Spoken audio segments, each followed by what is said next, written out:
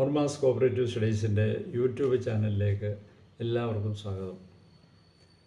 സഹകരണ നിയമ ഭേദഗതി 2023 വന്നിട്ടുള്ള മാറ്റങ്ങൾ, അമെൻഡ്മെൻറ്റ്സ് എന്തെല്ലാമാണെന്നുള്ളതാണ് നമ്മൾ നോക്കിക്കൊണ്ടിരിക്കുന്നത്. അപ്പോൾ കഴിഞ്ഞ ക്ലാസ്സിൽ നമ്മൾ 66-ാമത്തെ വകുപ്പ് 66-ഉം 66C-യും അതിൽ വന്നിട്ടുള്ള മാറ്റങ്ങളാണ്.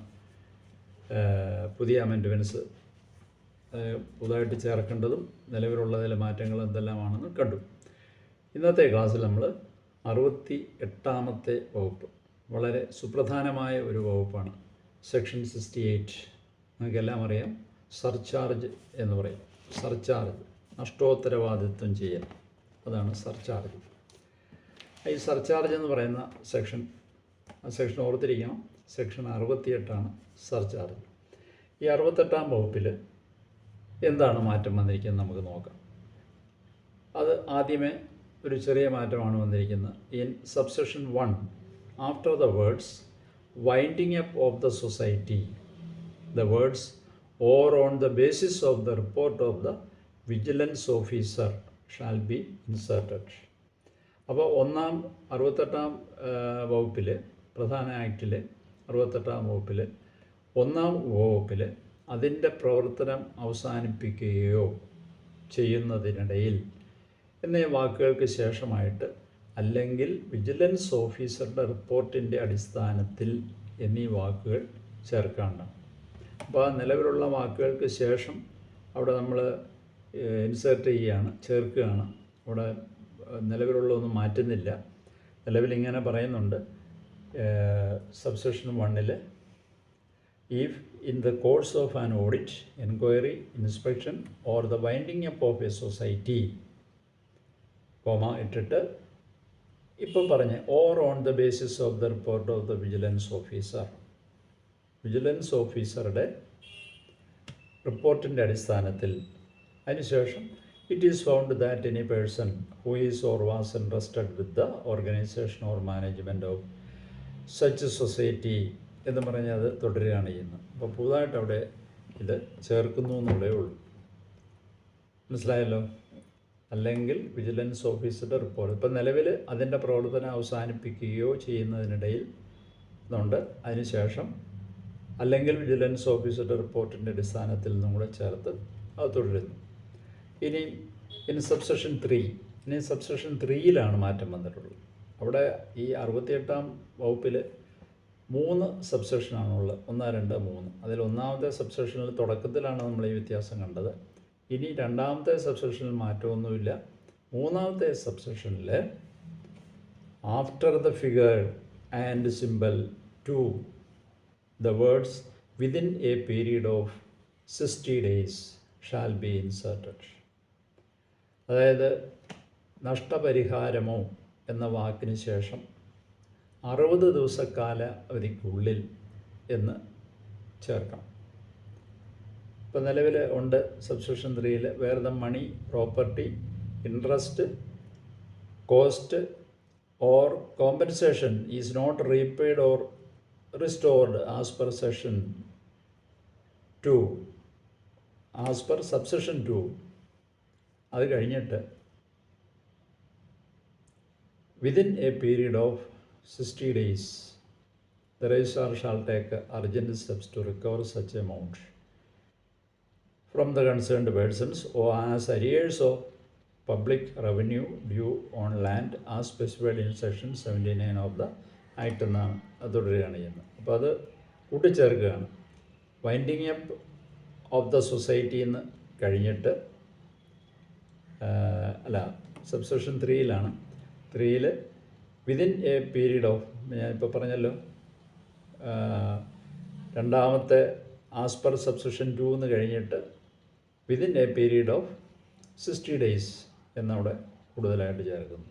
അത് സബ്സെക്ഷൻ 3-ലെ ക്ലോസ് എ ബി എന്ന്, ഇപ്പം നിലവിൽ സബ്സെക്ഷൻ 3-യേ ഉള്ളൂ. അത് നമ്മൾ ക്ലോസ് എ ബിയും ആയിട്ട് തിരിക്കുകയാണ് ചെയ്യുന്നത്. പുതുതായിട്ട് അവിടെ ബി എന്ന് പറയാനൊരു സബ് ക്ലോസും കൂടെ വരുന്നുണ്ട്. അതുകൊണ്ട് എ എന്ന് പറയുന്ന 68-ലെ 3-ാമത്തെ സബ്സെക്ഷനിലെ എ എന്ന് പറഞ്ഞതാണ് ഞാനിപ്പോൾ പറഞ്ഞത്. നഷ്ടപരിഹാരമോ എന്ന വാക്കിന് ശേഷം 60 ദിവസ കാലാവധിക്കുള്ളിൽ എന്ന് ചേർക്കുക. അത് കഴിഞ്ഞ് ബി എന്ന് പറയുന്നത് പുതുതായിട്ട് വരികയാണ്. ബി എന്ന് പറയുന്ന സബ് ക്ലോസിൽ the following provision shall be inserted, namely provided that such period may at the discretion of the registrar and for reason to be recorded in writing be extended from time to time, however that the extended period shall not exceed 60 days.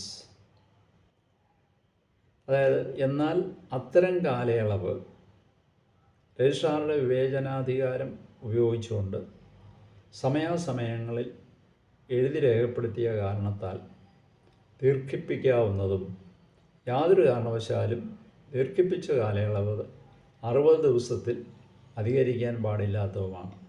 അപ്പോൾ ആദ്യം പറഞ്ഞ ആ 68(3) എന്ന് പറയുന്ന സബ്സെഷനകത്ത് close എയിൽ നമ്മൾ പറഞ്ഞിട്ടുണ്ട് within a period of 60 days എന്ന് പറയുന്നുണ്ട്. where the money, property, interest cost or compensation is not repaid or restored as per subsection 2 within a period of 60 days, the registrar shall take urgent steps എന്ന് പറയുന്നുണ്ട്. B എന്ന് പറയുന്നിടത്ത് നമ്മൾ അതിനൊരു provision ആയിട്ട് പറയുകയാണ്, provided that such period may at the discretion of the registrar and the reason to be recorded in writing be extended from time to time, however that the extended period shall not exceed 60 days. എന്നാൽ അത്തരം കാലയളവ് രജിസ്ട്രാറുടെ വിവേചനാധികാരം ഉപയോഗിച്ചുകൊണ്ട് സമയാസമയങ്ങളിൽ എഴുതി രേഖപ്പെടുത്തിയ കാരണത്താൽ ദീർഘിപ്പിക്കാവുന്നതും യാതൊരു കാരണവശാലും ദീർഘിപ്പിച്ച കാലയളവ് 60 ദിവസത്തിൽ അധികരിക്കാൻ പാടില്ലാത്തതുമാണെന്ന് അവിടെ ഒരു പ്രൊവിഷൻ കൂടെ ബി എന്ന് പറഞ്ഞ് ഒരു പ്രൊവിഷനും കൂടെ കൊണ്ടുവരിക ചെയ്യുന്നത്. അതാണ് 68-ൽ വന്നിട്ടുള്ള മാറ്റം. അപ്പോൾ 68 എന്ന് പറയുന്നത് സർചാർജിനെ പറ്റിയാണ്. ഈ സർചാർജിൽ വന്നിരിക്കുന്ന മാറ്റമാണ് നമ്മളെപ്പോഴും കണ്ടത്. അപ്പോൾ അതിൽ ചെറിയ മാറ്റങ്ങളേ ഉള്ളൂ. 68-ൽ ആദ്യം ഒന്നാമത് ഒരെണ്ണം വന്നു. അത് കഴിഞ്ഞിട്ട് ഈ സബ്സെക്ഷൻ 3-ലും ഒരു മാറ്റം വന്നതായിട്ടാണ് നമ്മളിപ്പോഴും കണ്ടത്. അത് മനസ്സിലായെന്ന് വിചാരിക്കുന്നു. നഷ്ടോത്തരവാദിത്തം ചെയ്യലാണ് സർചാർജ് എന്ന് പറയുന്നത്. അപ്പോൾ അതിൽ മൂന്നാമത്തെ സബ്സെക്ഷനിൽ ഒന്നുകൂടെ ഞാനത് പറയാം. അപ്രകാരം പണം, മുതൽ, പലിശ, ചെലവ് അല്ലെങ്കിൽ നഷ്ടപ്രതിഫലം നൽകുന്നില്ലെങ്കിലോ അല്ലെങ്കിൽ ഉപവകുപ്പ് 2 പ്രകാരം തിരികെ സ്വരൂപിക്കപ്പെടാതിരിക്കുകയോ എന്നുള്ളതാണ്. അപ്പോൾ ഉപവകുപ്പ് 2 എന്ന് കഴിഞ്ഞതിന് ശേഷം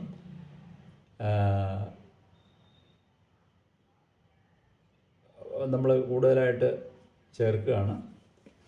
എന്താണ്? നഷ്ടപരിഹാരമോ അതിന് ശേഷം, അതായത് വകുപ്പ് 2 പ്രകാരം തിരികെ സ്വരൂപിക്കപ്പെടാതിരിക്കുകയോ ചെയ്താൽ നിയമത്തിലെ വകുപ്പ് 79 പ്രകാരമുള്ള ഭൂമി നികുതി ഈടാക്കുന്ന തരത്തിലുള്ള നടപടികൾ അപ്രകാരമുള്ള തുകകൾ ബന്ധപ്പെട്ട വ്യക്തികളിൽ നിന്ന് ഈടാക്കുന്നതിന് രജിസ്ട്രാർ അടിയന്തര നടപടികൾ എടുക്കേണ്ടതാണ്. ഇതാണ് സബ്സെക്ഷൻ 3-ൽ പറഞ്ഞിരിക്കുന്നത്. അപ്പോൾ അതിനുശേഷം നമ്മൾ ഈ ഇപ്പം മാറ്റം വന്നിരിക്കുന്നത് ആ നഷ്ടപരിഹാരമോ എന്നുള്ള വാക്കിന് ശേഷം 60 ദിവസ കാലാവധിക്കുള്ളിൽ നിന്ന് അവിടെ ചേർക്കുന്നു എന്നുള്ളേ ഉള്ളൂ. ഇതല്ലേ, അല്ലെങ്കിൽ നഷ്ടപ്രതിഫലം നൽകുന്നില്ലെങ്കിലോ അല്ലെങ്കിൽ വകുപ്പ് 2. അപ്പോൾ ആ വകുപ്പ് 2 എന്നുള്ളതിന് ശേഷമാണ് നമ്മൾ അവിടെ കൊണ്ടുവന്നിരിക്കുന്നത് within a period of 60 days. അപ്പോൾ ഇതിനൊരു പ്രൊവിഷൻ ആണ് ബി എന്ന് പറയുന്നതിൽ കൊണ്ടുവന്നിരിക്കുന്നത്. അതൊന്നും കൂടെ പറയുകയാണ്, യാതൊരു കാരണവശാലും 60 ദിവസം എന്നുള്ളത് അധികരിക്കാൻ പാടില്ല. അപ്പം ഈ കാലയളവ് രജിസ്ട്രാറുടെ വിവേചനാധികാരം ഉപയോഗിച്ചുകൊണ്ട് വേണമെങ്കിൽ അത് എഴുതി രേഖപ്പെടുത്തി ദീർഘിപ്പിക്കാം. പക്ഷേ എങ്ങനെ വന്നാലും ഈ ദീർഘിപ്പിച്ച കാലയളവെന്ന് പറയുന്നത് 60 ദിവസമായിരിക്കണം പരമാവധി. അതിൽ അധികരിക്കാൻ പാടില്ല എന്നാണ് പറഞ്ഞിരിക്കുന്നത്. ഇനി 68 തന്നെ 68 എ ഉണ്ട്, 68 ബി ഉണ്ട്. 68 എ എന്ന് പറയുന്നത് നമുക്കറിയാം വിജിലൻസ് ഓഫീസറെ പറ്റിയാണ്. ആ വകുപ്പിൽ മാറ്റമൊന്നും ഇപ്പോൾ വരുത്തിയിട്ടില്ല. ഇനി 68 ബിയിൽ മാറ്റം വന്നിട്ടുണ്ട്. 68 ബി എന്ന് പറയുന്നത് പുതുതായിട്ട് വന്നിരിക്കുക. 68 ബി നിലവിലില്ല, ഒരു പുതിയ സെക്ഷനാണ്. അത് insertion of new section 68 B എന്നാണ് പറയുക. ഇപ്പോൾ 68 സെക്ഷൻ 68 68 എയും മാത്രമേ ഉള്ളൂ നിലവിൽ. അപ്പോൾ 68 ബി എന്ന് പറയുന്നതാണ്. അപ്പോൾ ഈ 68 ബി എന്ന് പറയുന്നത് എന്താണെന്ന് വെച്ച് കഴിഞ്ഞാൽ power of government or registrar to deal with irregularities et cetera എന്നുള്ളതാണ്. അതായത് ക്രമക്കേടുകൾ മുതലായവ കൈകാര്യം ചെയ്യുന്നതിന് ഗവൺമെൻറ്റിനോ രജിസ്ട്രാർക്കോ ഉള്ള അധികാരങ്ങൾ അത് പുതുതായിട്ട് കൊണ്ടുവന്നിരിക്കുകയാണ്. Power of government or registrar to deal with irregularities, ക്രമക്കേടുകൾ മുതലായവ കൈകാര്യം ചെയ്യുന്നതിന് സർക്കാരിനോ രജിസ്ട്രാർക്കോ ഉള്ള അധികാരങ്ങൾ എന്നുള്ളതാണ്. അതെന്താണ് നമുക്ക് നോക്കാം. അവിടെ അതിൽ തന്നെ ഈ 68 ബിയിൽ തന്നെ 3 സബ്സെക്ഷനായിട്ടാണ് പറയുക. 68 ബിയിൽ ഒന്നാമത്തെ സബ്സെക്ഷനിൽ എന്താണ് നമുക്ക് നോക്കാം. The government or the registrar as the case may be may forward the case of misappropriation or irregularities or corruption in the society which comes under the provisions of the Indian Penal Code 1860 or and of the Prevention of Corruption Act 1988 to the Police or Vigilance and Anti-Corruption Bureau as the case may be for investigation and further action. ഇതാണ് ഒന്നാമത്തെ subsection. 68 B എന്ന് പറയുന്ന പുതിയ വകുപ്പിലെ ഒന്നാമത്തെ സബ്സെക്ഷനാണ് ഞാനിപ്പോൾ പറഞ്ഞത്. ഇത് നമുക്ക് മലയാളത്തിലൊന്ന് നോക്കാം. എന്താണ് ക്രമക്കേടുകൾ മുതലായവ കൈകാര്യം ചെയ്യുന്നതിന് ഗവൺമെൻറ്റിനോ അല്ലെങ്കിൽ രജിസ്ട്രാർക്കോ ഉള്ള അധികാരങ്ങൾ എന്നാണ്. അതിലൊന്നാമത്തേത് 1860 ഇന്ത്യൻ ശിക്ഷാ നിയമം, ഇന്ത്യൻ പീനൽ കോഡ്, ഇന്ത്യൻ ശിക്ഷാ നിയമ സംഹിതയിലോ 1988 അഴിമതി നിരോധന ആക്ടിലോ പ്രിവെൻഷൻ ഓഫ് കറപ്ഷൻ ആക്ട്, അതാണ് അഴിമതി നിരോധന ആക്ടിലോ അല്ലെങ്കിൽ രണ്ടിലുമോ ഉള്ള വ്യവസ്ഥകൾ പ്രകാരം ഒരു സംഘത്തിലെ പണാപഹരണമോ ക്രമക്കേടുകളോ അഴിമതിയോ സംബന്ധിച്ച കേസുകൾ സർക്കാരിനോ രജിസ്ട്രാർക്കോ അതത് സംഗതി പോലെ അന്വേഷണത്തിനും തുടർ നടപടികൾക്കുമായി പോലീസിനോ വിജിലൻസ് ആൻഡ് ആൻറ്റി കറപ്ഷൻ ബ്യൂറോയ്ക്കോ അതത് സംഗതി പോലെ അയച്ചു കൊടുക്കാവുന്നതുമാണ്. അപ്പോൾ സർക്കാരിന് അല്ലെങ്കിൽ രജിസ്ട്രാർക്ക് ഉള്ള അധികാരമാണ് പറഞ്ഞിരിക്കുന്നത് ഈ 3 സബ്സെക്ഷനുകളായിട്ട് ഈ 68 ബി എന്ന് പറയുന്നത്. അപ്പോൾ ക്രമക്കേടുകൾ കണ്ടു കഴിഞ്ഞാൽ 1860 IPC പ്രകാരമോ ഇന്ത്യൻ പീനൽ കോഡ്, അതായത് ഇന്ത്യൻ ശിക്ഷാ നിയമ സംഹിതയിലോ 1988 പ്രിവെൻഷൻ ഓഫ് ആൻറ്റി കറപ്ഷൻ ആക്റ്റാണ് 1988 അഴിമതി നിരോധന ആക്ട്. അതിലോ അതും പ്രകാരമോ അല്ലെങ്കിൽ ഈ 2 വകുപ്പ് പ്രകാരമോ ഉള്ള വ്യവസ്ഥകൾ അനുസരിച്ച് ഒരു സംഘത്തിലെ പണാപഹരണമോ അല്ലെങ്കിൽ മറ്റ് ക്രമക്കേടുകളോ അഴിമതിയോ സംബന്ധിച്ച കേസുകൾ സർക്കാരിനോ രജിസ്ട്രാർക്കോ അന്വേഷണത്തിനും തുടർ നടപടികൾക്കുമായി പോലീസിനോ അല്ലെങ്കിൽ vigilance and anti corruption bureau അവർക്കോ കൈമാറാം, അയച്ചു കൊടുക്കാവുന്നതാണ് എന്നാണ് പറയുക. ഇനി രണ്ടാമത്തെ സബ്സെക്ഷനിൽ എന്താണ് പറയുന്നത് നമുക്ക് നോക്കാം. The registrar shall be the authority to accord sanction for enquiry or investigation and also for taking cognizance of an offence under the Prevention of Corruption Act 1988 against the members of the committee and or officers and servants of the society. ഒരു സംഘത്തിൻ്റെ committee അംഗങ്ങൾക്കോ ഉദ്യോഗസ്ഥർക്കോ ജീവനക്കാർക്കുമോ അല്ലെങ്കിൽ രണ്ടിനുമെതിരെയോ 1988 അഴിമതി നിരോധന act പ്രകാരമുള്ള ഒരു കുറ്റത്തിന് അന്വേഷണ വിചാരണ, എൻക്വയറി അല്ലെങ്കിൽ അന്വേഷണം നടത്തുന്നതിനും കുറ്റം നടപടി എടുക്കലിനും അനുമതി നൽകുന്നതിനുമുള്ള അധികാരി രജിസ്ട്രാർ ആയിരിക്കുന്നതാണ്. The registrar shall be the authority to accord sanction for enquiry or investigation and also for taking cognizance of an offence under the Prevention of Corruption Act 1988 against the members of the committee and or officers and servants of the society. ഒരു സംഘത്തിൻ്റെ committee അംഗങ്ങൾക്കോ ഉദ്യോഗസ്ഥർക്കും ജീവനക്കാർക്കുമോ അല്ലെങ്കിൽ രണ്ടിനുമെതിരെയോ 1988 അഴിമതി നിരോധന act പ്രകാരമുള്ള ഒരു കുറ്റത്തിന് അന്വേഷണ വിചാരണ, എൻക്വയറി അല്ലെങ്കിൽ അന്വേഷണം നടത്തുന്നതിനും കുറ്റം നടപടിയെടുക്കലിനും അനുമതി നൽകുന്നതിനുള്ള അധികാരി, അതോറിറ്റി എന്ന് പറയുന്നത് രജിസ്ട്രാർ ആയിരിക്കുന്നതുമാണ് എന്നാണ് ഈ രണ്ടാമത്തെ സബ്സെക്ഷനിൽ ഉപവകുപ്പിൽ പറയുന്നത്. ഇനി മൂന്നാമത്തെ ഉപവകുപ്പ് എന്താണ് പറയുന്നത്? In the case of chief executive officers appointed by the government, the secretary to government corporation department shall be the sanctioning authority.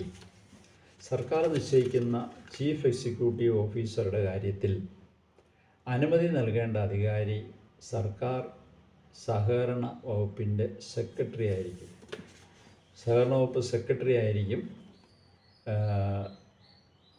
ഈ സർക്കാർ നിശ്ചയിക്കുന്ന ചീഫ് എക്സിക്യൂട്ടീവ് ഓഫീസറുടെ കാര്യത്തിൽ അനുമതി നൽകേണ്ടത്. In the case of CEOs appointed by the government, സർക്കാർ നിശ്ചയിക്കുന്ന chief executive ഓഫീസറുടെ കാര്യത്തിൽ അനുമതി നൽകേണ്ട അധികാരി the secretary to government corporation department shall be the sanctioning authority. അനുമതി നൽകേണ്ട അധികാരി സർക്കാരിൻ്റെ സഹകരണ വകുപ്പ് സെക്രട്ടറി ആയിരിക്കുന്നതാണ്. ഇതാണ് 68B എന്ന് പറയുന്ന ഒരു പുതിയ സെക്ഷൻ. അപ്പോൾ 68 എന്ന് പറഞ്ഞാൽ സർചാർജ്, 68B 68A എന്ന് പറയുന്ന നിലവിലുണ്ട്. അത് നിങ്ങൾക്കറിയാം, വിജിലൻസ് ഓഫീസറെ പറ്റിയാണ്. 68B എന്ന് പറയുന്നത് പുതിയ വകുപ്പാണ്. Power of government or registrar to deal with irregularities.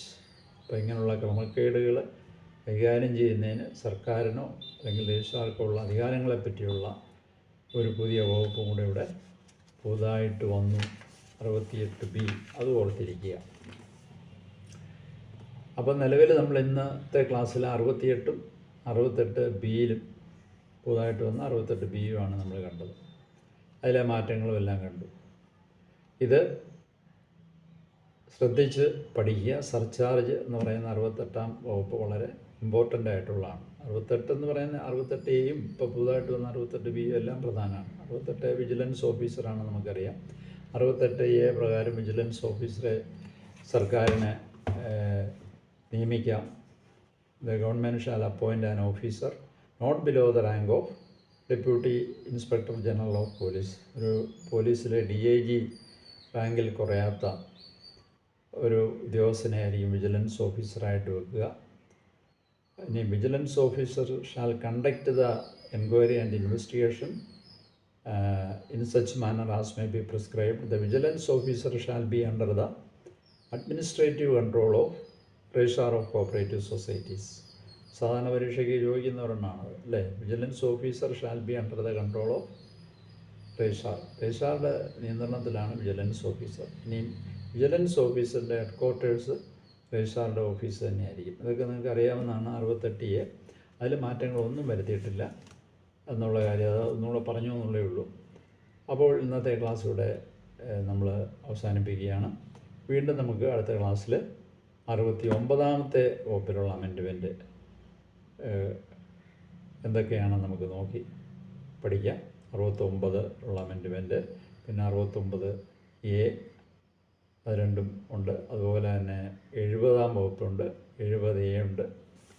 ഇനി അതിങ്ങനെയുള്ള ചെറിയ ചെറിയ മാറ്റങ്ങളൊക്കെയാണ് ഇതിനകത്തെല്ലാം വരുന്നത്. അതെല്ലാം നമുക്ക് അടുത്ത ക്ലാസ്സിൽ പറഞ്ഞുതരാം. അപ്പോൾ ക്ലാസ് എല്ലാം തന്നെ നിങ്ങൾ കാണുന്നുണ്ട്. എല്ലാവർക്കും കമൻറ്റ് ബോക്സിൽ നിങ്ങളുടെ അഭിപ്രായങ്ങളെല്ലാം വരുന്നുണ്ട്. പരമാവധി കാണുന്നതിനെല്ലാം ഞാൻ മറുപടി ഇടുന്നുണ്ട്. സംശയങ്ങളെല്ലാം മാറ്റി തരുന്നുണ്ട്. ക്ലാസ്സുകൾ ഇഷ്ടപ്പെടുന്നു എന്ന് പലരും പറയുന്നതിൽ വളരെ സന്തോഷം. നിങ്ങൾക്ക് പ്രയോജനപ്പെടുന്നതിന് വേണ്ടിയാണ് ഇങ്ങനെ ഈ ക്ലാസ് തുടങ്ങിയിരിക്കുന്നത്.